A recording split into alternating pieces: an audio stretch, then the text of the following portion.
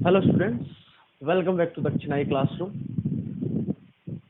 तो अब हम स्ट्रेट लाइन का रिवीजन देखेंगे, है ना। और यहाँ पर देखो, सबसे पहली बात तो आपने स्ट्रेट लाइन पढ़ लिया है ना। रिवीजन में यहाँ पर आपके जो भी कंसेप्ट है एक बार अच्छा जितना ज़्यादा कवर हो सकता है या ऑलमोस्ट हम 100% जो भी कंसेप्ट है वो सारे कवर करेंगे। पर इसमें ध्यान देने वाली बात यह है कि जो डेरिवेशन इम्पोर्टेंट होगा वही बताया जाएगा, ठीक है। और ओवरव्यू आपको मिलेगा पूरा, ठीक है। चैप्टर में शुरू से लेके आखिरी तक जो भी टॉपिक है सबका, ठीक है। और कहीं कहीं जैसे कोई इंपॉर्टेंट कंसेप्ट है तो उस पर हम क्वेश्चन भी देखेंगे, ठीक है। तो क्वेश्चन कैसे फ्रेम कर सकते हैं और हमारा अप्रोच क्या रहना चाहिए। ओके, ठीक है भाई, स्टार्ट करते हैं। तो सबसे पहले तो आप कोऑर्डिनेट सिस्टम जानते हो, एक्स एक्सिस, वाई एक्सिस, ठीक है। ये सब तो जानते ही होंगे ना। ये पॉजिटिव एक्स एक्सिस, इधर नेगेटिव, इधर पॉजिटिव वाई, इधर नेगेटिव वाई, ठीक है। ये सब तो जानते ही हो, ओके।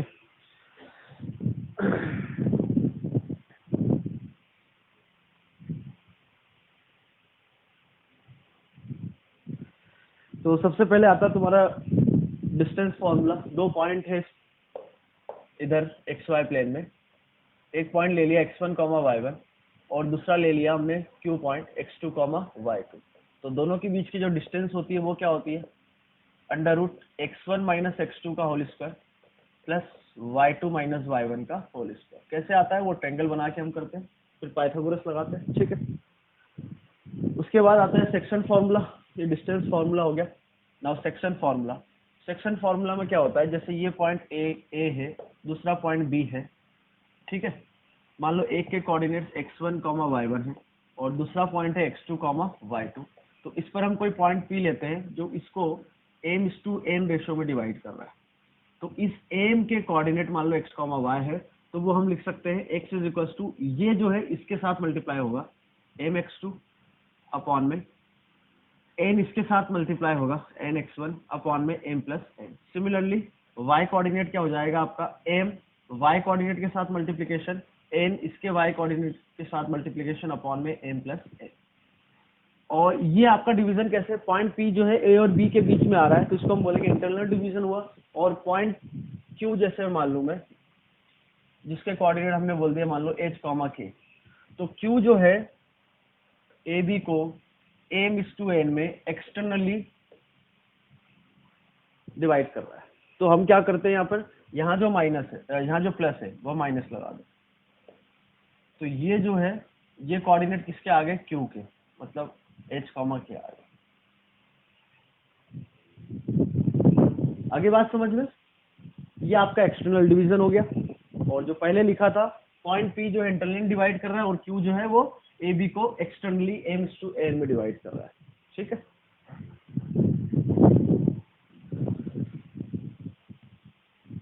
और इसमें ध्यान देने वाली बात यह है कि यदि हम बोले कि A और B को पॉइंट P, जैसे हम बोलते हैं ना कि λ/1 में डिवाइड कर रहा है, यदि लैम्डा आपका पॉजिटिव आ गया, मतलब आपने जो माना है कि λ/1 में इसको डिवाइड कर रहा है, और लैम्डा यदि पॉजिटिव आ गया तो वो डिवीजन कैसा आया, इंटरनल डिवीजन। और यदि लैम्डा नेगेटिव हो गया, मतलब आपने क्या किया, कोई पॉइंट P गिवन है और A गिवन है, B गिवन है, आप बताओ कि P AB को किस रेशो में डिवाइड कर रहा है। तो आपने क्या मान के चला कि जो P है AB को λ/1 में डिवाइड कर रहा है, ठीक है। और कैलकुलेशन के बाद लैम्डा पॉजिटिव आ जाता है, मतलब आपने कैसा माना, इंटरनल डिवीजन, तो बिल्कुल सही है। बट लैम्डा निगेटिव आ जा रहा है तो घबराने की जरूरत नहीं है। आप बोलोगे कि डिवीजन निगेटिव कैसे हो सकता है, वो निगेटिव इसलिए आ रहा है कि आपका जो डिवीजन है वो कैसा हो रहा है, एक्सटर्नल हो रहा है। बस बात समझ में आ गई।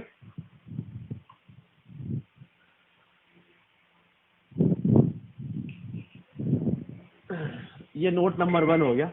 एक और नोट इसमें हम देखेंगे कि जैसे आपसे बोला जाए, if 2 points R and S divides two given point P and Q in the ratio m/n internally and externally respectively, then R and S are called harmonic conjugate of each other with respect to the point P and Q।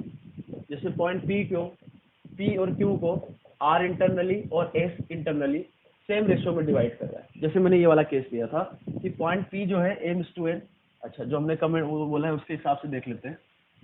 इस इसको m/n में internally, और ये जो है s वो इसको m/n में एक्सटर्नली डिवाइड कर रहा है। तो r और s आपके क्या आएंगे, क्या कहलाएंगे, हार्मोनिक कॉन्जुगेट। कैसे होता है, ये एक HP बनता है, इसलिए हम बोल देते हैं r और s जो है PQ के रिस्पेक्ट में हार्मोनिक कॉन्जुगेट। ठीक है, हार्मोनिक कॉन्जुगेट है एक दूसरे के r और s। मतलब तो इसको कैसे यूज कर सकते हैं, क्वेश्चन में आपसे बोला जाए कि 2 पॉइंट दे रखे r और s, ये हार्मोनिक कॉन्जुगेट है एक दूसरे के। r और s p और q के रिस्पेक्ट में हार्मोनिक कॉन्जुगेट है। तो आपको ये समझ में आने जाना चाहिए कि एक इंटरनल डिवीजन का पॉइंट है p और q के लिए, और उस सेम रेशो में जो दूसरा पॉइंट है वो एक्सटर्नल डिवीजन का है, वो सेम रेशो का। जैसे मैं बोलूँ कि r और s हार्मोनिक कॉन्जुगेट है, तो r यदि इसको इंटरनली m/n में डिवाइड कर रहा है और हार्मोनिक कॉन्जुगेट बोला है s को और r को, तो s जो है एक्सटर्नली डिवाइड करेगा सेम रेशियो में। ऐसे ही s और r, मान लो s आपका एक्सटर्नल डिवीजन आ गया m/n रेशियो में, तो r जो है आपका क्या हो जाएगा, इंटरनल डिवीजन सेम रेशियो में। ध्यान रखना, ये कहीं डायरेक्ट यूज करते हैं क्वेश्चन में, हार्मोनिक कॉन्जुगेट कर दिया तो घबराना मत, एक इंटरनल डिवीजन होगा और एक एक्सटर्नल डिवीजन होगा सेम रेशियो में with respect to same point p and q। ध्यान रखना इस पॉइंट, ठीक है।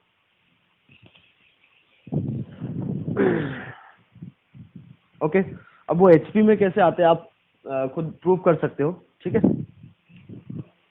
आपको क्या प्रूव करना है कि PR, PQ और PA, आप खुद से देख लेना, एक HP बनाएंगे तो यहाँ से हम बोलते हैं कि R और S हार्मोनिक कॉन्जुगेट है एक दूसरे के, ठीक है। अब आगे आता है स्पेशल पॉइंट्स ऑफ ट्रायंगल, ठीक है। स्पेशल पॉइंट्स ऑफ ट्रायंगल में क्या क्या है, मेनली आप क्या क्या देखते हो, सेंट्रॉइड हो गया, ठीक है, ऑर्थो सेंटर हो गया, इन सेंटर हो गया, सर्कम सेंटर हो गया और एक्स सेंटर्स, ठीक है। Centroid, special points of triangle में स्पेशल पॉइंट्स ऑफ ट्रायंगल, ठीक है। तो क्या क्या देखते हो आप, सेंट्रॉइड, ऑर्थो सेंटर,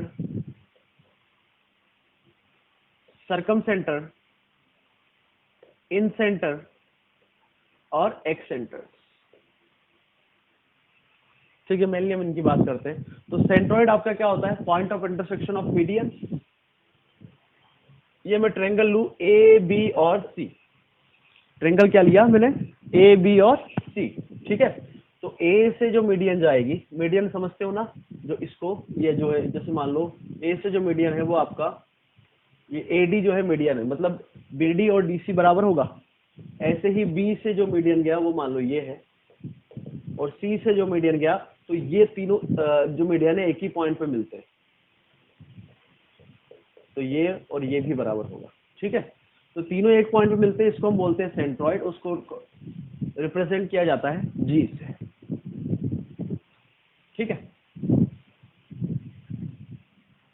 ओके, अब इसमें क्या क्या पॉइंट्स है वो एक बार मैं बोल देता हूँ, ठीक है। यदि आपने कहीं नहीं पढ़ा हो तो उसके साथ इन नोट्स को आप कंबाइन करके लिख सकते हो फिर से, या फिर जो आपको पॉइंट ऐसा लग रहा है कि नया है तो आप उसको नोट डाउन कर सकते हो, ठीक है। सबसे पहला पॉइंट तो ये हुआ कि जो सेंट्रॉइड होता है, जैसे अब मैं AD मीडियन बोलूं तो AG/GD का रेशियो क्या होता है, 2:1। मतलब कहने का मतलब ये है कि ये ट्रायंगल है, और यदि ये मीडियन बोला तो जो सेंट्रॉइड है वर्टेक्स से इधर जाएंगे हम, ये कोई भी हो सकता है, मान लो ABC हो गया, तो मीडियन कौन सा हो गया, B। तो ये जो रेशियो होगा BG/G वो 2:1 होगा सभी के लिए। पहला पॉइंट तो ये हो गया, मतलब वर्टेक्स से हम देखें तो सेंट्रॉइड, और फिर सेंट्रॉइड से जो अपोजिट साइड पे जो पॉइंट मिलेगा, तो सेंट्रॉइड जो है मीडियन को 2:1 रेशो में डिवाइड करता है। याद रखना ये जितने भी बताया जा रहा है, ठीक है। दूसरा पॉइंट क्या हो गया, पहला पॉइंट तो हमने देख लिया, दूसरा पॉइंट क्या हो गया कि area of triangle ABG and area of triangle AGC and area of triangle BGC, ये सब के सब बराबर होंगे। मतलब जैसे सेंट्रॉइड बनाया मैंने, ये सेंट्रॉइड लिया, तो ये जो ट्रायंगल बनेगा, ये जो ट्रायंगल बनेगा, ये जो ट्रायंगल बना और ये जो ट्रायंगल बना, इनका एरिया इक्वल होगा, ठीक है। और इक्वल होगा तो ये जो एरिया है, जैसे एरिया ऑफ ट्रेंगल मैंने क्या बोला, A B G, area of triangle A G C, area of triangle B G C, ठीक है, ये सब बराबर होंगे। और किसके बराबर होंगे, वो होंगे जो इस ट्रेंगल ए बी सी का एरिया है उसका 1/3 डेल्टा बाय 3, डेल्टा मतलब area of triangle A B C, तो उसका 1/3 होगा, ठीक है। अब इसी में यदि मैं वर्टेक्स मान लो x1 y1 ए को ले लिया, बी को ले लिया x2 y2 और सी को ले लिया x3 y3, तो जो सेंट्रॉइड है उसके कोऑर्डिनेट क्या हो जाएंगे, समेशन ऑफ x1 अपॉन में 3 समेशन ऑफ y1 अपॉन में 3, that is x1 plus x2 plus x3 upon में 3 y1 plus y2 plus y3 upon में 3, ठीक है।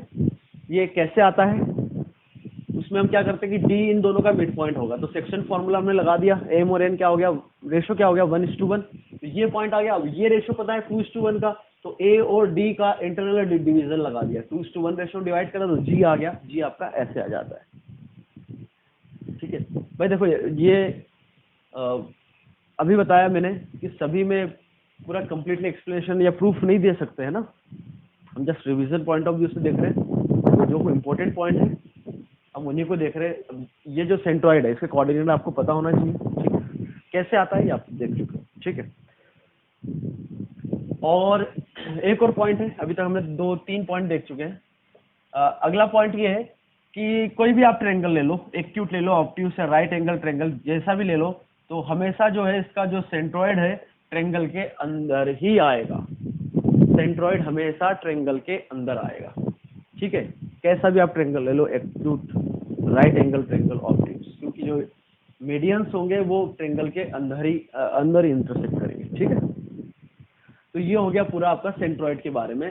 Now next is ऑर्थोसेंटर।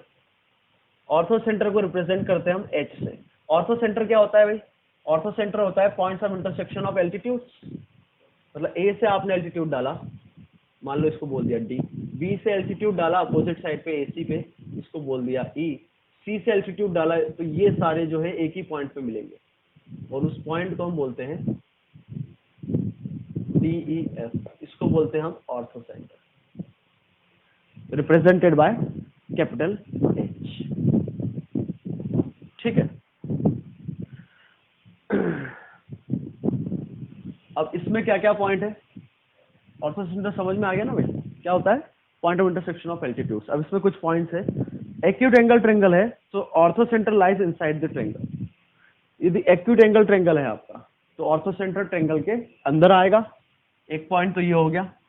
और राइट एंगल ट्रेंगल ले लूं मैं तो ऑर्थोसेंटर आपका, जैसे ट्रेंगल ए बी सी लिया और यहां पर वो क्या है, राइट एंगल ट्रेंगल बना रहा है बी पर, ओके। तो ऑर्थोसेंटर जो होगा वो आपका वर्टेक्स बी ही होगा। कैसे, आपने ए से एल्टीट्यूड डाला बीसी पे तो यही होगा क्या, वो सी से ए बी पे डाला तो वो ये होगा, और बी से इधर डाला तो वो एल्टीट्यूड ये होगा, तो पॉइंट ऑफ इंटरसेक्शन बी आ गया क्या आपका। तो एक्यूट एंगल ट्रेंगल में ऑर्थोसेंटर ट्रेंगल के अंदर आएगा। राइट एंगल ट्रेंगल है तो वो जो राइट एंगल बन रहा है, मतलब इस ट्रेंगल का जहां पे राइट एंगल बन रहा है वो वाला वर्टेक्स आपका ऑर्थोसेंटर हो जाएगा। और ऑब्ट्यूस एंगल ट्रेंगल ले लें हम, कैसा ट्रेंगल ले लें, ऑब्ट्यूस एंगल ट्रेंगल, जैसे इस टाइप का, तो इधर जो है ऑर्थोसेंटर बाहर जाएगा। कैसे, इधर से हम परपेंडिकुलर डालें इस पर बीसी पे तो ऐसा कुछ होगा, समझ में आ रहा है ना, ये साइड बीसी को एक्सटेंड करना पड़ेगा, तो इधर से एल्टीट्यूड डाला तो ये हुआ, ठीक है। सी से एल्टीट्यूड डाले हम ए बी पर तो वो कुछ ऐसा होगा, ये आपका एल्टीट्यूड हो गया। इधर ये सी से इस पर परपेंडिकुलर डाला और बी से इस पर परपेंडिकुलर डाला आपने, तो वो जो जो एल्टीट्यूड है वो कुछ ऐसा होगा। तो ये आपका पॉइंट हो गया, point of intersection of altitude क्या हो गया, ऑर्थोसेंटर। तो ऑर्थोसेंटर ऑब्ट्यूस एंगल ट्रेंगल के केस में ट्रेंगल से बाहर जाएगा, ठीक है। तो ऑर्थोसेंटर एक्यूट एंगल ट्रेंगल में अंदर, राइट एंगल ट्रेंगल में जहां पर राइट एंगल बन रहा है वही वाला जो वर्टेक्स है वही ऑर्थोसेंटर हो जाएगा, और ऑब्ट्यूस एंगल ट्रेंगल है तो ऑर्थोसेंटर बाहर जाएगा। क्या ये बात समझ में आ गई। इसमें एक और पॉइंट है आपका, कौन सा पॉइंट देखो,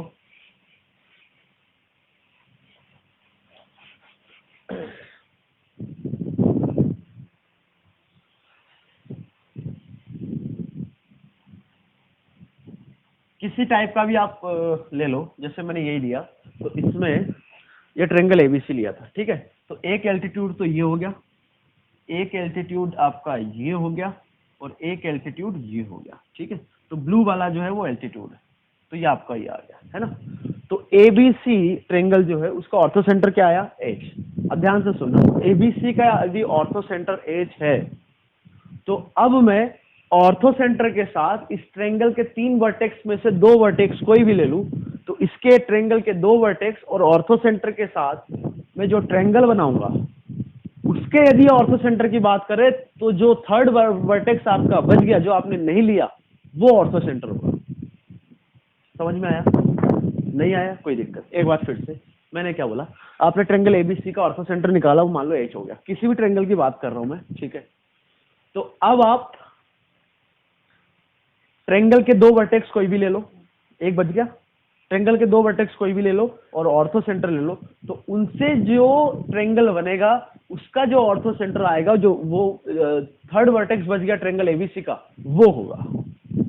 कैसे, देखो, जैसे मैं ट्रायंगल ए बी एच की बात करूं, किसकी बात कर रहा हूं मैं, ट्रायंगल ए बी एच की, ट्रायंगल ए बी एच की बात कर रहा हूं, ठीक है। तो मैंने क्या बोला कि इधर से 2 वर्टेक्स ले लिए, इधर से ऑर्थो सेंटर, तो इसका जो ऑर्थो सेंटर आएगा ट्रायंगल ए बी एच का, वो मैं ये बोल रहा हूं कि वो सी होगा, ये पॉइंट। कैसे होगा वो देखो, जैसे ट्रायंगल ए बी एच बोल दिया, तो ध्यान से सुनिएगा, मैं एच से ए बी पे परपेंडिकुलर डालूं तो यही होगा क्या, कोई डाउट? अरे ए बी पर मैं एच से पर, क्योंकि ट्रायंगल ए बी एच की बात कर रहे हैं ना, तो यहां से यदि ए बी पे परपेंडिकुलर डालूं तो ये होगा, बी से एच पे परपेंडिकुलर डालूं तो वो ये होगा, और ए से जो साइड बी एच इस पे परपेंडिकुलर डालूं तो वो यही होगा क्या, तो ये कहां मीट कर रहे हैं, सी पर, तो सी आपका ऑर्थो सेंटर हो गया क्या ट्रायंगल ए बी एच का, यही तो बोलना चाह रहे थे हम। क्लियर है, ध्यान रखना, ठीक है। आगे बढ़ते हैं,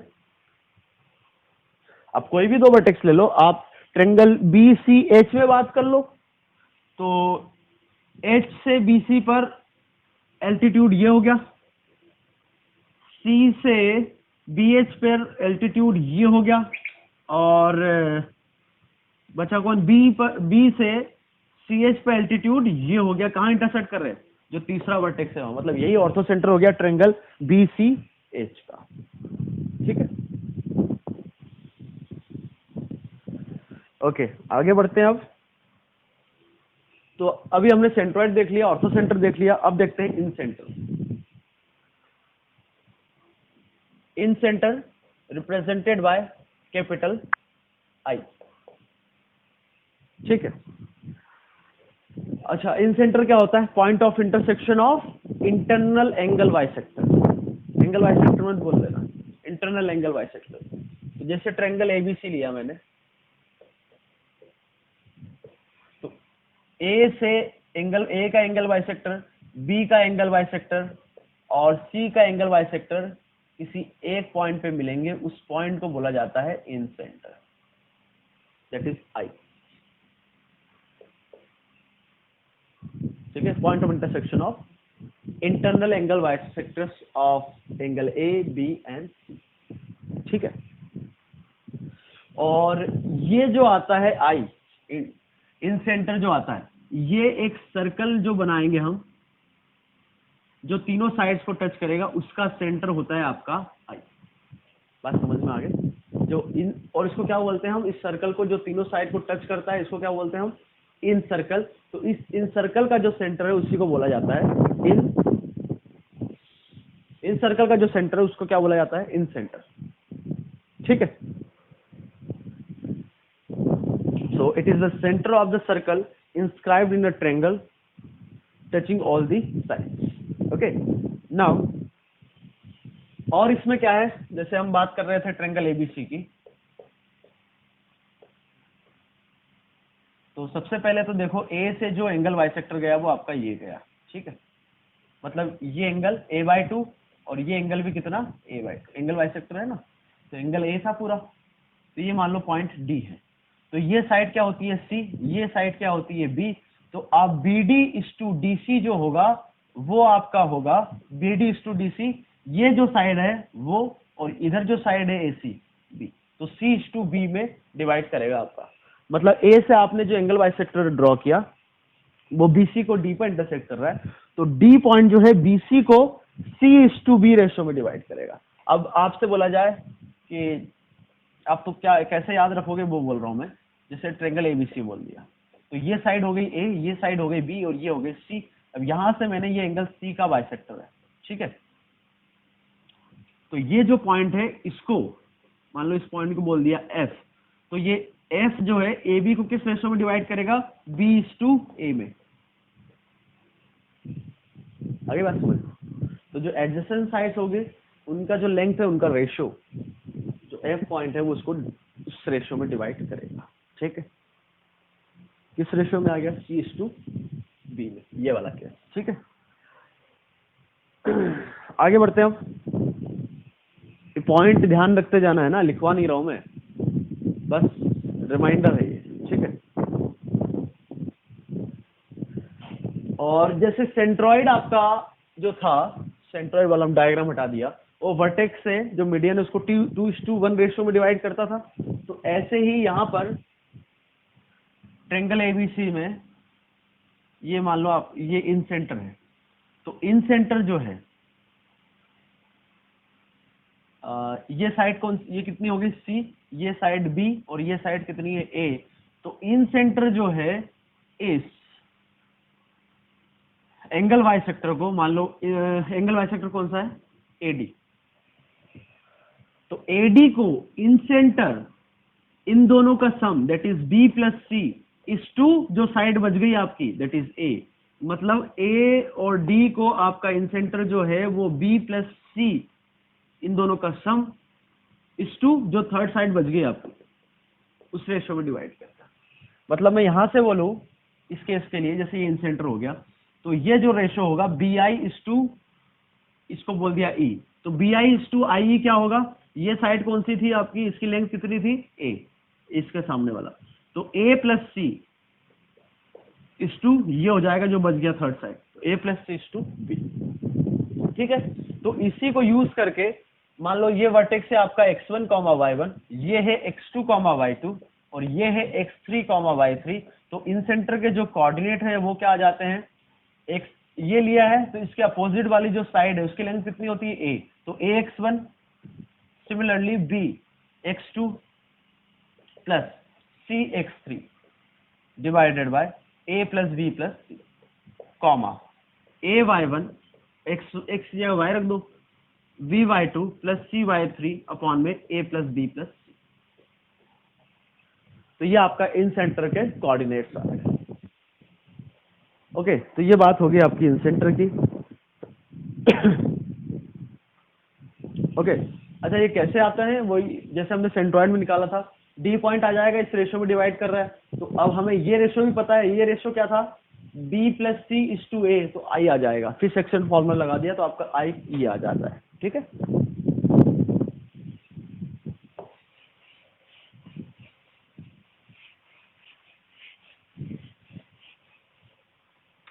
आगे बढ़ते हैं। अब आता है आपका एक सेंटर, इन सेंटर हो गया। अब एक सेंटर्स क्या होते हैं? वो उनको डिनोट करते हैं I1, I2, I3 से। मतलब यहां से समझ में आ गया होगा कि एक सेंटर कितने होते हैं आपके पास? 3। तो जैसे मैं ट्रायंगल ABC लूं, तो इन सेंटर क्या होता है कि ट्रायंगल ABC के एक कोई भी वर्टेक्स ले लो आप, यदि I1 जैसे निकालना है तो A का इंटरनल एंगल बाइसेक्टर ले लिया और B का एक्सटर्नल एंगल बाइसेक्टर, और ऐसे ही C का एक्सटर्नल एंगल बाइसेक्टर। तो B का एक्सटर्नल एंगल बाइसेक्टर ये, जैसे ये एंगल B है तो ये कितना होगा? π-B/2, तो ये π/2 - B/2, π/2 - B/2। ऐसे ही C का एक्सटर्नल एंगल बाइसेक्टर जहां मीट करेंगे उसको हम बोलते हैं I1 दैट, या फिर एक सेंटर 1, ठीक है। ऐसे ही, ठीक है, ये आ गया एक सेंटर 1। और ऐसे ही इधर I2 आ जाएगा। I2 कैसे बनाएंगे? B का इंटरनल एंगल बाइसेक्टर, A का एक्सटर्नल, C का एक्सटर्नल, जहां मीट करेगा वो I2, और सिमिलरली इधर आ जाएगा I3। सी का इंटरनल एंगल बाइसेक्टर, ए और बी का एक्सटर्नल एंगल बाइसेक्टर, ठीक है, तो वो I3 आ जाएगा।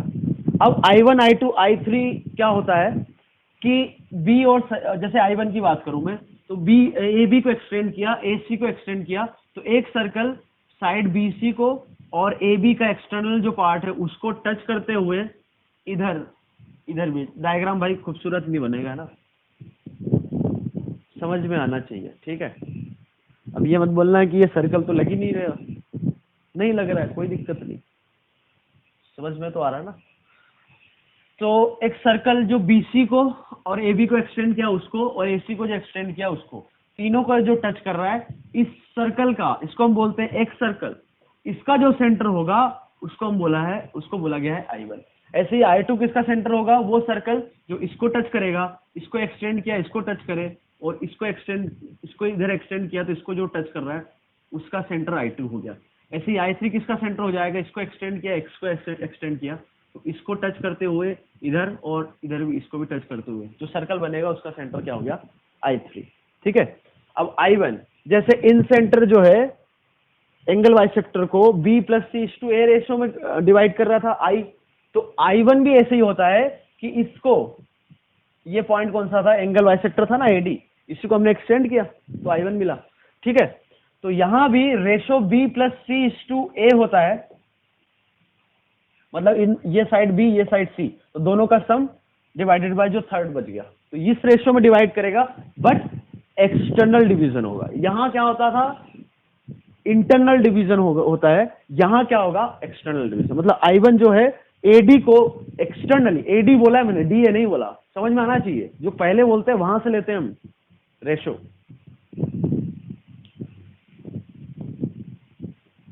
कोई दिक्कत नहीं, जिनका प्रोसेसर स्लो है वो आराम से जाए, ठीक है। प्रोसेसर स्लो होने का कारण ही ये रहता है कि आप ध्यान नहीं देते हो, और फिर एकदम से कुछ बोला जाता है, अरे ये नई चीज आ गई, नई चीज नहीं है, या तो आप भूल गए हो, ठीक है। तो AD को I1 B + C/A में एक्सटर्नल डिवीजन होगा, क्लियर है। तो इसी की मदद से हम I1 निकालते हैं। I1 आपका क्या हो जाएगा, जो इन सेंटर का फॉर्मूला है वैसे ही लिखो आप, AX1 + BY1 + CY, AX1 + BX2 + CX3 divided by A + B + C, और ऐसे ही Y कोऑर्डिनेट क्या लिखोगे आप, AY1। घबराना मत, अभी मैं पूरा कंप्लीट नहीं किया मैंने सेंटेंस, बोलोगे ये तो नहीं, ये तो इन सेंटर का है, I1 का कोऑर्डिनेट और I का कोऑर्डिनेट सेम होगा क्या, अभी तो मुझे कंप्लीट तो करने दो भाई। ये I1 का अभी नहीं है, ये किसका कोऑर्डिनेट है, ये इन सेंटर का, हमें तो एक्स सेंटर 1 का निकालना है। तो एक्स सेंटर 1 निकालने के लिए आप क्या करो कि किस वर्टेक्स का आपने इंटरनल एंगल बाइसेक्टर लिया है, ये, तो इसके अपोजिट साइड कौन सी है, BC, ऐसे समझ लो। या फिर ये जो सर्कल है, एक सर्कल किस साइड को टच कर रहा है, किस साइड को बोला है मैंने, एक्सटेंशन की बात नहीं कर रहा हूं, तो वो साइड BC को टच कर रहा है, जिसकी लेंथ कितनी है, A। तो जहां A दिख रहा है वहां क्या कर दो, -A, जहां भी आपको A दिख रहा है वहां -A कर दो, तो यह I1 का कोऑर्डिनेट हो गया, ठीक है। और I2 का कोऑर्डिनेट निकालना है, तो ये जो सर्कल है किस साइड को टच कर रहा है, इसको, AC को, जिसकी लेंथ क्या है, B, तो जहां B दिख रहा है वहां पर आप क्या रख दो, -B। अरे इन सेंटर के फॉर्मूले में रखना, I1 के फॉर्मूले में B की जगह -B मत कर देना, तो यहां पर -1 हो जाएगा, यहां -1, इधर भी -1, सॉरी -1 नहीं, I3 निकालना है, तो फिर क्या करोगे आप, जहां C दिख रहा है वहां क्या कर दो, -C। तो ये आपके आ गए I1 I2 I3 के कोऑर्डिनेट, ठीक है। कोई दिक्कत, आगे बढ़ते हैं। अब ये सब जितने भी स्पेशल पॉइंट्स हैं, इनसे रिलेटेड कुछ नोट है, ध्यान से देखना। अच्छा, नोट मतलब समझ रहे हो ना, यहीं से क्वेश्चन बनते हैं और वो चीजें आपको पता होनी चाहिए, तो नोट को ऐसे हल्के मत ले लेना, ठीक है। हल्के में तो कुछ भी नहीं लेना चाहिए, यदि आप कुछ ले रहे हो तो फिर यही तुम्हें हल्के में लेगा, है ना, हल्के में कुछ नहीं लेना चाहिए। तो सबसे पहले नोट, नोट लिखाने का मतलब ही मेरा ये है, कुछ जो पॉइंट्स है आपको याद रहना चाहिए, जो क्वेश्चन में डायरेक्टली यूज करते हैं। ठीक है, सबसे पहला पॉइंट, इन इक्विलेटरल ट्रायंगल, यदि इक्विलेटरल ट्रायंगल की बात, अच्छा सबसे पहले तो आपने स्पेशल पॉइंट कितने पढ़ लिए? 5, centroid, ortho centre, सरकम centre, incenter और एक्स सेंटर। ठीक है, तो 1 मिनट के लिए एक्स सेंटर जो है उसको हटा दो, जो हम बता रहे हैं उसके लिए। तो हम किसकी बात करेंगे? सेंट्रॉइड, ऑर्थो सेंटर, सरकम सेंटर और क्या बच गया? इन सेंटर, इनकी बात कर रहे हैं। तो यदि इक्विलेटरल ट्रायंगल हुआ आपका, तो इक्विलेटरल ट्रायंगल के केस में मतलब तीनों साइड बराबर है, तो मीडियन जो आएगी वो ये होगी, क्या परपेंडिकुलर होगा क्या? तो यही एल्टीट्यूड भी हो जाएगा, यही एंगल बाइसेक्टर भी हो जाएगा। तो इक्विलेटरल के केस में आपका सेंट्रॉइड, ऑर्थो सेंटर, सरकम सेंटर, इन सेंटर सारे के सारे कोइंसाइड करेंगे, मतलब एक ही पॉइंट होंगे। एक सेंटर नहीं बोला, ठीक है, चारों के चारों कोइंसाइड कर जाएंगे इक्विलेटरल के केस में। ठीक है, ये पॉइंट नंबर 1 हो गया। सेकेंड पॉइंट समझ में आ गया ना? सिंपल है, यही एल्टीट्यूड हो जाएगा, यही मीडियन हो जाएगा और यही एंगल बाइसेक्टर हो जाएगा। अच्छा, हमने ओके, एक पॉइंट हमने छोड़ दिया, कौन सा? सरकम सेंटर वाला। सरकम सेंटर उसको हम ओ से या कहीं के सी से भी डिनोट करते हैं। ठीक है, सरकम सेंटर क्या होता है? सरकम सेंटर कैसे मिलता है भाई आपको? सरकम सेंटर आपको मिलता है, साइड जो ए बी सी है, इनका परपेंडिकुलर जो बाइसेक्टर है साइड्स का, उनका पॉइंट ऑफ इंटरसेक्शन क्या होता है? सरकम सेंटर। दैट इज, यहाँ किससे डिनोट किया हमने? ओ से। सी से नहीं करते क्योंकि वर्टेक्स भी सी लेते हैं तो कंफ्यूजन रहता है, इसलिए हम किससे कर रहे हैं? ओ से। सरकम सेंटर क्या हो गया? Side B C, A B, A C का परपेंडिकुलर बाइसेक्टर का point of intersection circumcenter. मतलब ये जो है परपेंडिकुलर भी है, और ये जो है मान लो इसको डी बोल दिया, तो बी डी और डी सी बराबर है। ऐसे ही ये और ये बराबर है 90 डिग्री, ये और ये बराबर है 90 डिग्री। ठीक है, आगे बात समझ में? तो ये हो गया आपका सरकम सेंटर। अब आपको थोड़ा सर्कल का आइडिया हो तो आप उससे समझ सकते हो कि ये कोई भी कॉर्ड है सर्कल के लिए, सेंटर से मैं परपेंडिकुलर डालूं तो वो क्या करता है? इस कॉर्ड को बाइसेक्ट करता है। सेंटर से परपेंडिकुलर डाला किसी भी कॉर्ड पे तो वो उस कॉर्ड को बाइसेक्ट करेगा, जो परपेंडिकुलर है वो करता है ना। तो आप देखो कि ये जो सेंटर है वो इसका सरकम सर्कल का सेंटर हो गया। क्या सरकम सर्कल मतलब? तीनों वर्टेक्स से जो पास होने वाला सर्कल है उसका सेंटर आपका ये हो गया। क्या जो एबीसी से पास होने वाला, तीन अपने तो सर्कल भी पढ़ ही लिया है, तो तीन पॉइंट से पास, 2 पॉइंट से हम बहुत इनफाइनाइट सर्कल ड्रॉ कर सकते हैं, 3 पॉइंट से एक यूनिक सर्कल ड्रॉ हो सकता है। तो एबीसी से पास होने वाला एक ही सर्कल होगा, तो उस सर्कल का सेंटर ओ होगा। क्या कैसे? वो ऐसे। आगे बात समझिए, कोई दिक्कत? तो ये आपका सरकम सेंटर हो गया। ठीक है,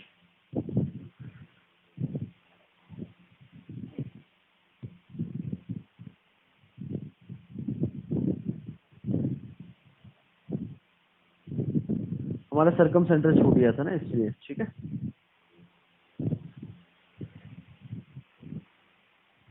तो हम कहाँ थे? इधर पहला पॉइंट हमारा हो गया था कि इक्विलेटरल ट्रायंगल के केस में सारे कोइंसाइड करेंगे। अब आइसोसेलेस ट्रायंगल है, so in isosceles triangle all the 4 points are collinear. In isosceles triangle all the 4 points are collinear, मतलब कौन कौन से? सेंट्रॉइड, सरकम सेंटर, ऑर्थो सेंटर, इन सेंटर। एक सेंटर की बात नहीं कर रहा हूं मैं, एक सेंटर की बात कहीं नहीं करी मैंने, ध्यान रखना। ठीक है, तो इसमें कोलिनियर होंगे। और एक थर्ड पॉइंट है, ध्यान से सुनना, third point very important point. कौन सा पॉइंट है? सुनो एक बार, सुन लो फिर समझा दूंगा। In any triangle circumcenter, orthocenter and centroid are collinear except equilateral triangle, क्योंकि इक्विलेटरल ट्रायंगल में सारे क्या हो जाते हैं? कोइंसाइड कर जाते हैं। तो इक्विलेटरल ट्रायंगल को छोड़ के हम बात कर रहे हैं। ठीक है, क्या क्या क्या बोला गया है कि ऑर्थो सेंटर, सेंट्रॉइड और सरकम सेंटर कोलिनियर होते हैं, और सेंट्रॉइड जो होगा ऑर्थो सेंटर सरकम सेंटर को 2:1 रेशो में डिवाइड करेगा इंटरनली। और ये पूरी कहानी किसके लिए, सभी ट्रायंगल के लिए एप्लीकेबल है एक्सेप्ट इक्विलेटरल ट्रायंगल्स, क्योंकि वहां पर सारे कोइंसाइड कर जाते हैं। ठीक है, तो इक्विलेटरल ट्रायंगल को छोड़ के ऑर्थो सेंटर सरकम सेंटर को हमने किससे डिनोट किया है, ओ से। ऑर्थो सेंटर सरकम सेंटर को सेंट्रॉइड दैट इज जी किस रेशो में डिवाइड करता है, 2:1। ये ध्यान रखना, ऑर्थो सेंटर सरकम सेंटर को सेंट्रॉइड 2:1 रेशो में डिवाइड करेगा। ऐसे मत कर देना 1:2, याद रखना पहले ऑर्थो सेंटर सेंट्रॉइड फिर ये। अब तो ऐसे याद रख लेना, HGO HBO होता है ना, ऐसे ही HGO याद रखना, HGO और 2:1 रेशो। ठीक है, अब कैसे आता है ये वो भी हम देख सकते हैं।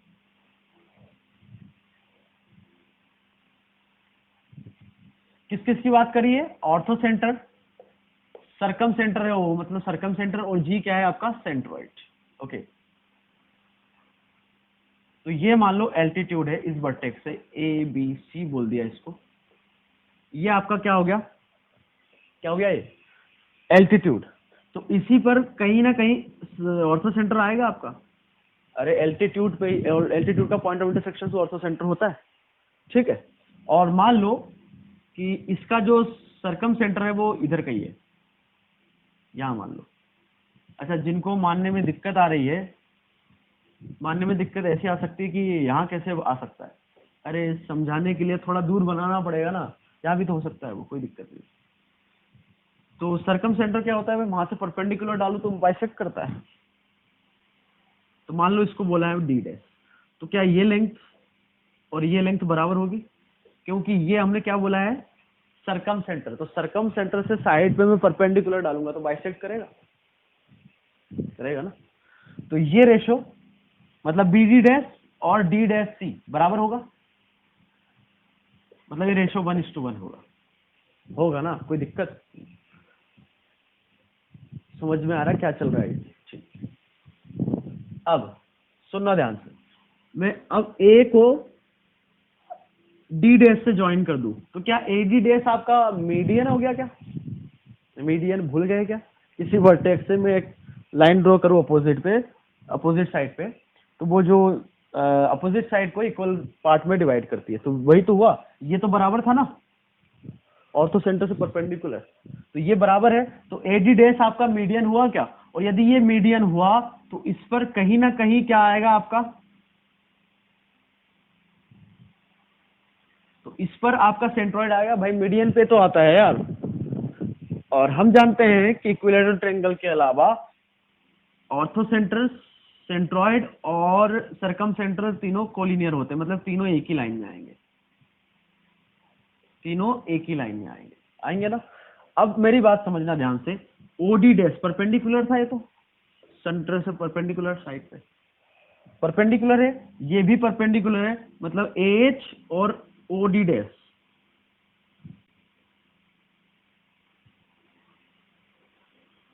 ये दोनों पैरेलल हुआ, ये AD' मतलब AG और GD सेम लाइन है, ऐसे ही HG और GO, क्योंकि HGO आपका कोलिनियर होगा इक्विलेटरल को छोड़ के। ठीक है, कोलिनियर होगा तो हम ये बोल सकते हैं कि ये एंगल और ये एंगल बराबर है, बिल्कुल बोला जा सकता है, और ये एंगल बराबर होगा ना, और ऐसे ही ये एंगल जो है और ये एंगल जो है ये भी बराबर होगा, क्योंकि सेम साइड है ना ये। तो triangle HAHG and triangle AHG और D' OG क्या सिमिलर ट्रायंगल होंगे क्या, सिमिलर ट्रायंगल है या, और सिमिलर ट्रायंगल है तो H अपॉन में OD' is equal to HG upon में GO या OG, जो लिखना चाहो।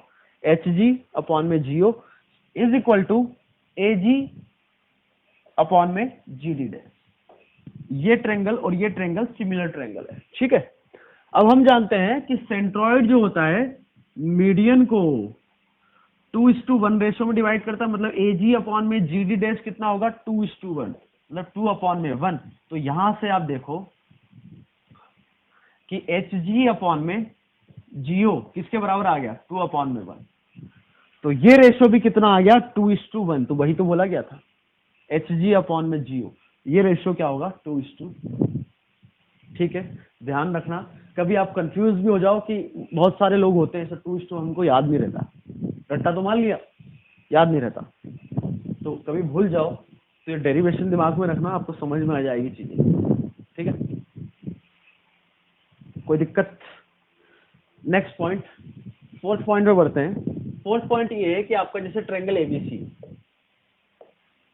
ए बी का मिड पॉइंट में ज्वाइन करूं, ए बी का मिड पॉइंट लिया मान लो ये, ए सी का मिड पॉइंट लिया मान लो ये, अब इन दोनों को मैं ज्वाइन करता हूं तो ये और ये पैरेलल होगा आपका, इक्वल नहीं होगा, क्या होगा, मतलब इसको बोल दिया डी, इसको बोल दिया ई, तो डी और बी सी क्या होगा पैरेलल, मतलब मिड पॉइंट को ज्वाइन करूं कोई भी दो साइड के, तो उनको ज्वाइन करने पे जो थर्ड साइड है वो दोनों पैरेलल होगी, ठीक है।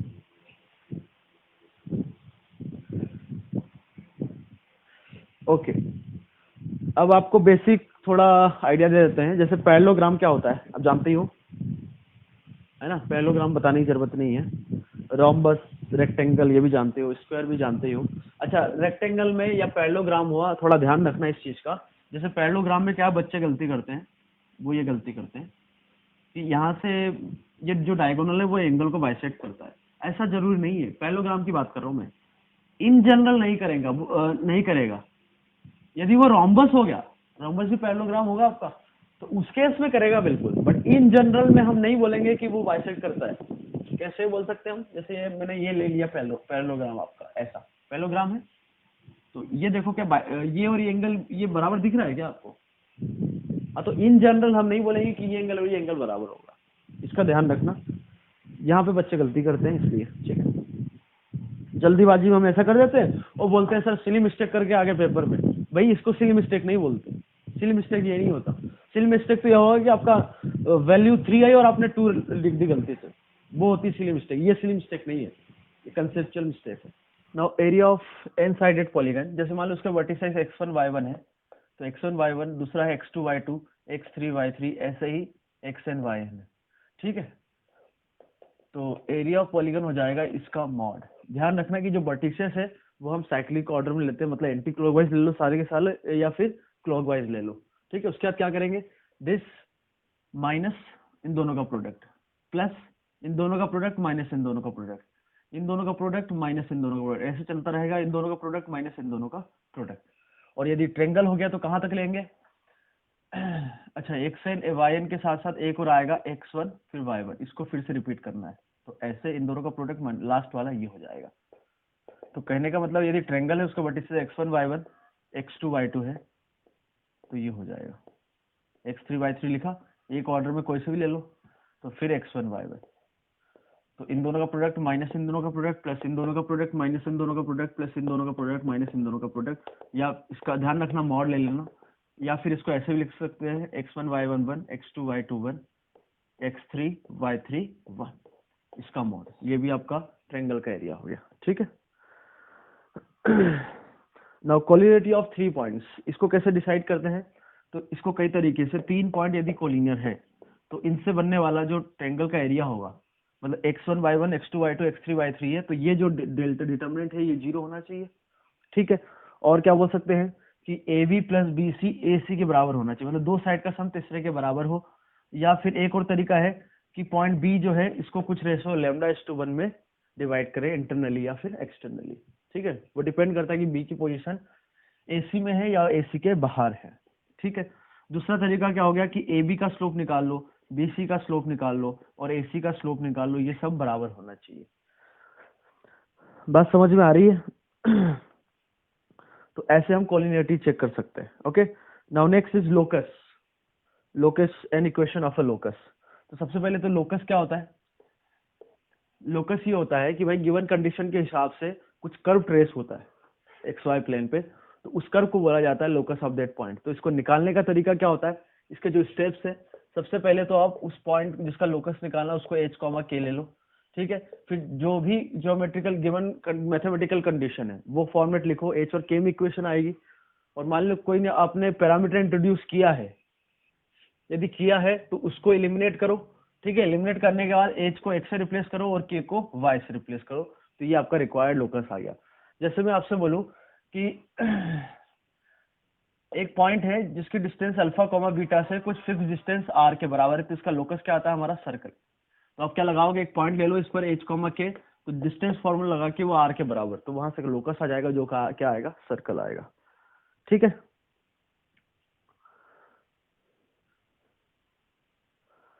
नो स्ट्रेट लाइन की स्ट्रेट लाइन में आते हैं। स्ट्रेट लाइन में वेरियस फॉर्म्स होते हैं। सबसे पहले तो y is equal to M X plus C, इसमें m आपका स्लोप हो गया और c y इंटरसेप्ट हो गया, okay.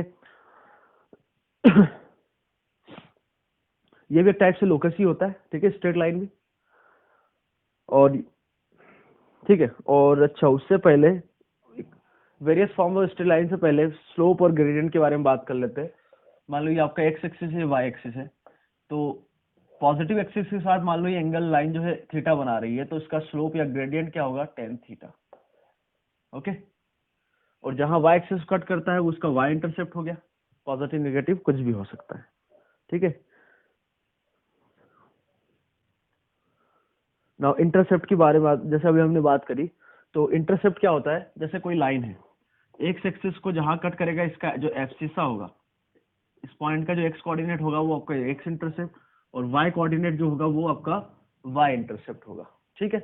X intercept y intercept positive negative कुछ भी हो सकता है, डिपेंड करता है एक्स एक्सिस को पॉजिटिव साइड या वाई एक्सिस को पॉजिटिव नेगेटिव साइड किधर कटर कर रहा है, ठीक है। तो यदि आपसे अब बोला जाए इसमें कि इंटरसेप्ट इक्वल है, इंटरसेप्ट इक्वल है मतलब दोनों पॉजिटिव या फिर दोनों नेगेटिव, तो उसका स्लोप कितना हो जाएगा, -1, ठीक है। और और यदि लेंथ ऑफ इंटरसेप्ट बराबर है तो वो फिर +-1 हो जाएगा, मतलब इधर भी हो जाएगा और इधर भी हो जाएगा। आ रही है बात समझ में। और इसमें ये भी बोला जाता है कि equally incline to both the axes, मतलब एक्स और वाई एक्सिस है तब भी स्लोप +1 और -1 रहेगा, okay.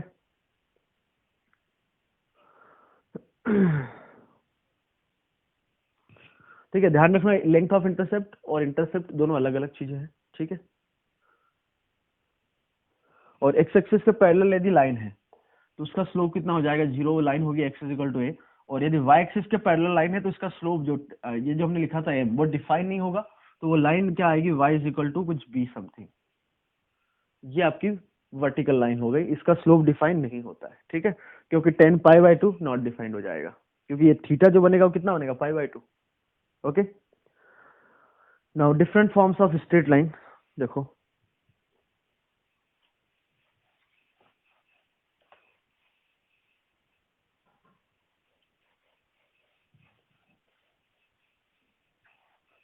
Different forms of straight line में सबसे पहले पॉइंट स्लोप फॉर्म। पॉइंट दे रखा है, स्लोप दे रखा है, तो उसकी इक्वेशन हम निकाल सकते हैं कैसे, y पॉइंट दे रखा मान लो x1 y1, तो y minus y1 slope x है, स्लोप m है पॉइंट x1 y, तो ये आपकी पॉइंट स्लोप फॉर्म में लाइन की इक्वेशन आ गई, ठीक है। दूसरा फॉर्म आपका आता है 2 पॉइंट फॉर्म। यदि 2 पॉइंट फॉर्म पता है तो हम उसका स्लोप निकाल सकते हैं, तो इक्वेशन तो यही रहेगी, उस समय स्लोप क्या हो जाएगा, मान लो पॉइंट x1 y1 है और x2 y2 है, तो y2 माइनस y1 अपॉन में x2 माइनस x1, ओके। ये उसका स्लोप हो गया। तो वैसे दो पॉइंट दे रखे हैं तो आप स्लोप भी निकाल सकते हो, ठीक है। स्लोप इंटरसेप्ट फॉर्म, तो स्लोप दे रखा मान लो m और एक y इंटरसेप्ट दे रखा है आपको c, मतलब y एक्सिस पे कहाँ कट कर रहा है, 0, c पर, तो इसकी इक्वेशन ये हो जाएगी, okay. Now intercept form of a line, मतलब जो आपकी लाइन है उसका x इंटरसेप्ट a है, y इंटरसेप्ट b है, तो इसकी इक्वेशन हो जाएगी xy plus y/b is equal to 1। अब इसमें ध्यान रखना, यदि वर्टिकल लाइन हो गई तो हम तो इस फॉर्म में नहीं लिख सकते, हॉरिजॉन्टल लाइन हो गई तो भी लिख सकते, ओरिजिन से जो लाइन पास होगी वो भी हम यहाँ से नहीं लिख सकते, ठीक है, क्योंकि a और b 0 हो गया तो गड़बड़ हो जाएगा, ये भी 0 या फिर नॉट डिफाइंड हुआ तो गड़बड़ हो जाएगा, ठीक है। Now next is normal form of perpendicular form of a line. मतलब ये क्या बोल रहा है कि ये कोई लाइन है, उसकी ओरिजिन से मान लो परपेंडिकुलर डिस्टेंस p है और ये एंगल अल्फा बन रहा है, तो इसकी इक्वेशन क्या हो जाती है, x cos alpha plus y sin alpha is equal to p। Okay, alpha आपका 0 से 2 पाई तक वेरी करेगा। मतलब लाइन इधर आ गई तो अल्फा पाई बाय 2 से पाई में हो गया, फिर इधर कुछ होगा, इधर कुछ होगा, ठीक है।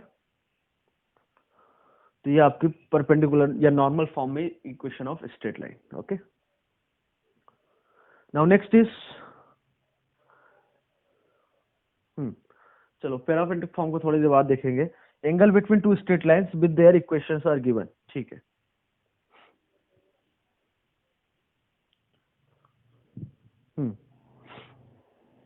दो स्ट्रेट लाइन है, मान लो एक का स्लोप m1 है, दूसरे का स्लोप m2 है, तो इनके बीच का मान लो एंगल थीटा है, तो और थीटा क्या माना हमने, एक्यूट एंगल, तो वो क्या हो जाएगा m1 माइनस m2 अपॉन में 1 प्लस m1 m2, ठीक है। और थीटा 0 कब होगा, जब m1 और m2 आपका बराबर हो, मतलब लाइंस क्या हो गई पैरेलल, कब m1 m2 बराबर हो और परपेंडिकुलर थीटा पाई बाय 2, मतलब ये नॉट डिफाइंड, मतलब 1 प्लस m1 m2 क्या हो जाए 0, मतलब m1 m2 माइनस 1 होगा, तब लाइन क्या हो जाएगी परपेंडिकुलर, और m1 m2 बराबर है तो पैरेलल। तो पैरेलल लाइन लिखने के समय क्या करोगे, x plus b y plus c is equal to, ये लाइन गिवन है, तो इसके पैरेलल लाइन लिखना है तो आप ध्यान रखो कि x प्लस बी वाई बस कांस्टेंट टर्म आपको चेंज करना है, c की जगह कुछ लैम्डा ले लो। आगे बात समझ, तो पैरेलल लाइन लिख दी इसके लिए, और परपेंडिकुलर लाइन लिखना है तो x और y का कोएफिशिएंट चेंज कर दो, बीच में माइनस लगा दो, तो ये हो जाएगा bx माइनस ए वाई प्लस यहाँ पे कोई कांस्टेंट कुछ ले लिया म्यू इज इक्वल टू 0। ये लाइन की इक्वेशन होगी इसके परपेंडिकुलर, ये इसके पैरेलल, ठीक है। ओके अच्छा, और दो लाइन जैसे हम बोले कि पैरेलल है, ये तो एक लिखने का तरीका हो गया, और दो लाइन यदि पैरेलल है, जैसे मैं बोलूँ ax plus b y plus c is equal to, या a1x प्लस b1y, और दूसरी लाइन होगी a2x plus b2y plus c2 is equal to 0। यदि पैरेलल है तो x के कोएफिशिएंट का रेशो इक्वल होना चाहिए। जरूरी नहीं हो कि ये सेम दिखे, क्योंकि रेशो भी, जैसे मैं बोलूँ x plus y plus 1 is equal to 0 और 2x plus 2y plus 5 is equal to 0, दो लाइन पैरेलल है क्या, तो बिल्कुल है, 2 से डिवाइड करोगे तो वही इक्वेशन बनेगी आइडेंटिकल। तो ध्यान रखना हम क्या करते हैं जल्दीबाजी में कि कांस्टेंट हम बराबर कर दिया। अब ध्यान रखना कि x और y का कोएफिशिएंट भी हमें सेम बनाना है ऊपर और नीचे, तो इसलिए रेशो की बात करो तो भी अच्छा है, ठीक है। तो ये लाइन हो गई आपकी पैरेलल लाइंस के लिए, दो लाइन यदि पैरेलल है तो ऐसा होगा, ठीक है। परपेंडिकुलर लाइन है तो आपको बता ही दिया, परपेंडिकुलर लाइन है तो दोनों का स्लोप का प्रोडक्ट क्या होना चाहिए, ये पैरेलल के लिए, परपेंडिकुलर के लिए क्या करोगे, इसका स्लोप कितना है minus a1 by b one, इसका स्लोप है minus a2 by b two, ये कितना होना चाहिए माइनस 1 के बराबर, तो यहाँ से आ जाएगा a1 a2 is equal to b1 b2। यदि ऐसा है तो लाइन कैसी होगी आपकी परपेंडिकुलर, नहीं एक minute, a1 a2 minus b1 b2 होगा, तो इधर लाके प्लस कर दो, तो this is equal to 0, a1 a2 plus b1 b2, ये माइनस माइनस प्लस हो जाएगा, माइनस बचेगा ना, ठीक है। अब फिर से पैरेलल लाइन के बीच में आओ, और पैरेलल लाइन है तो कुछ कितने टाइप की हो सकती है, दो तीन टाइप की हो सकती है, कि लाइंस आपकी पैरेलल हो, ये हो सकता है, और दूसरा क्या हो सकता है, एक केस तो ये बन गया, मतलब इस टाइप से, दूसरा दोनों लाइन कोइंसाइड कर सकती है, ठीक है। तो यदि मैं दो लाइन की बात करूं, ये वाली line a1x plus b1y plus c1 is equal to 0 और a2x plus b2y plus c2 is equal to 0, यदि लाइंस आपकी पैरेलल है तो a1 by a2 is equal to b1 by b2 होता है, और इसमें c1 c2 का रेशियो यदि सेम है तो लाइंस क्या हो जाएगी, कोइंसिडेंट हो जाएगी, मतलब दोनों एक ही लाइन हो गई, ओके। और इसमें a1 बाई a2 और b1 बाई b2 बराबर है, बट c1 बाई c2 बराबर नहीं है, तो वो दोनों पैरेलल लाइंस हो जाएगी इस टाइप की, इसमें कौन लाइन दोनों कोइंसाइड कर जाएगी, यहाँ पर पैरेलल रहेगी। और मैं आपसे बोलूं यदि a1 by a2 not equal to b1 by b2, मतलब दोनों का स्लोप बराबर नहीं है, तो वो लाइन जो है आपके इंटरसेक्ट कहीं ना कहीं करेगी, तो ये वाली क्या हो गई इंटरसेक्टिंग लाइन, ओके। और एक और कौन सा हमने देखा था, ये परपेंडिकुलर लाइन के लिए कंडीशन ये है, ठीक है, ओके। किसी लाइन के पैरेलल इक्वेशन लिखना है तो अभी बताया था ऐसे लिख देंगे, और किसी के परपेंडिकुलर लिखना है तो फिर हम ऐसे लिख देंगे, ठीक है। और उसके परपेंडिकुलर है तो ये जैसे पैरेलल बोला है, लेमडा निकालने के लिए कोई एक और इन्फॉर्मेशन दे रखी होगी, ठीक है। सो नाउ जैसे हम बोले कि 3 लाइन है, ठीक है, एक का स्लोप m1 है, चलो कैसे भी ले लो, ऐसे ले लो, एक का स्लोप m1, दूसरे का स्लोप m2 और तीसरे का स्लोप m3। तो ये ट्रेंगल बनाएंगे, ये ट्रेंगल बन रहा है आपका, ओके। तो इसका स्लोप हमने क्या लिया m1, इसका स्लोप m2 और इसका स्लोप क्या लिया m3। तो ये ट्रेंगल बनेगा आपका ABC। तो आपको अब यदि इंटरनल एंगल निकालना है, मतलब ये एंगल और ये एंगल निकालना है, तो आप क्या करोगे, ध्यान रखना, हमेशा सबसे पहले जो स्लोप का ऑर्डर है वो ऐसे लिखो, m1, मान लो m1 सबसे बड़ा है, फिर m2 और फिर m3, ऐसे लिख लिया। मतलब m1 सबसे बड़ा, पहले स्लोप, फिर दूसरा स्लोप, फिर तीसरा स्लोप, तो वो किसी भी लाइन का स्लोप हो सकता है, डायग्राम के हिसाब से ऐसा दे रखा है, ठीक है। तो यहां से आपका जो है एंगल बी tan भी हो जाएगा, मतलब एक एंगल जो होगा वो होगा m1 माइनस m2 अपॉन में 1 plus m1 m2, mod odd लगाने की जरूरत नहीं है। और किसके बीच का एंगल है, m1 और m2, that is b, tan b. ऐसे ही m2 माइनस m3 अपॉन में 1 प्लस m2 m3, तो ये किसके किसके बीच का एंगल है, m2 और m3, मतलब एंगल C। और एंगल A हो जाएगा m3 माइनस m1 अपॉन में 1 प्लस m1 m3। क्या करना है, सबसे पहले डिक्रीजिंग ऑर्डर में स्लोप लिखो, ठीक है, फिर उसके बाद m1 minus m2 upon 1 plus m1 m2, m2 minus m3 upon 1 plus m2 m3 और m3 माइनस m1 अपॉन में 1 प्लस m1 m2। वो तीनों जो एंगल आएंगे वो आपके इंटीरियर एंगल्स आएंगे ABC, ठीक है। आगे भाई, इतनी बात समझ में आ गई, ठीक है।